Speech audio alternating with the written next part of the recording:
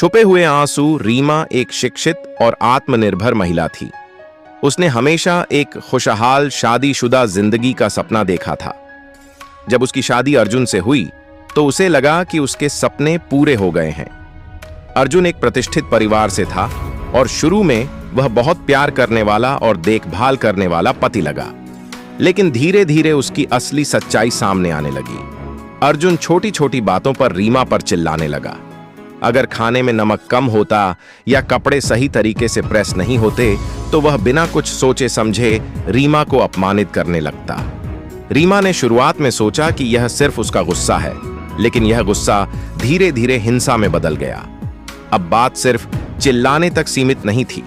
पहली बार जब अर्जुन ने उसे थप्पड़ मारा तो उसने सोचा कि यह एक गलती थी, लेकिन यह गलती बार बार दोहराई जाने लगी। रीमा की सास भी इस हिंसा को देखती, लेकिन हमेशा उसे चुप रहने की सलाह देती।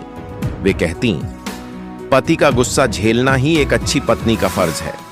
रीमा के माता पिता से जब उसने अपनी तकलीफ बताई तो उन्होंने भी उसे समझाया कि शादी में ऐसी बातें होती रहती हैं और उसे सहनशील बनना चाहिए।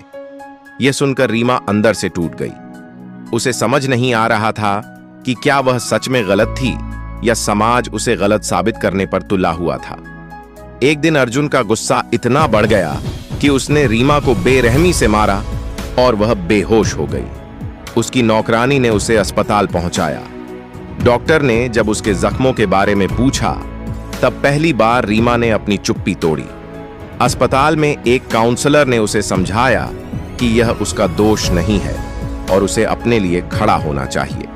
रीमा ने पहली बार अर्जुन के खिलाफ शिकायत दर्ज करवाई। पुलिस की मदद से उसने खुद को इस शोषण से आजाद किया और तलाक के लिए अर्जी दी। अब वह एक स्वतंत्र महिला थी जिसने घरेलू हिंसा से पीड़ित अन्य महिलाओं की मदद करने का प्रण लिया। वह एक एनजीओ में काम करने लगी और दूसरों को भी जागरूक करने लगी। सीख: अगर आपके साथ अन्याय हो रहा है तो चुप मत रहो। आत्मसम्मान और स्वतंत्रता सबसे महत्वपूर्ण है। मदद मांगना कमजोरी नहीं, बल्कि आपकी ताकत है।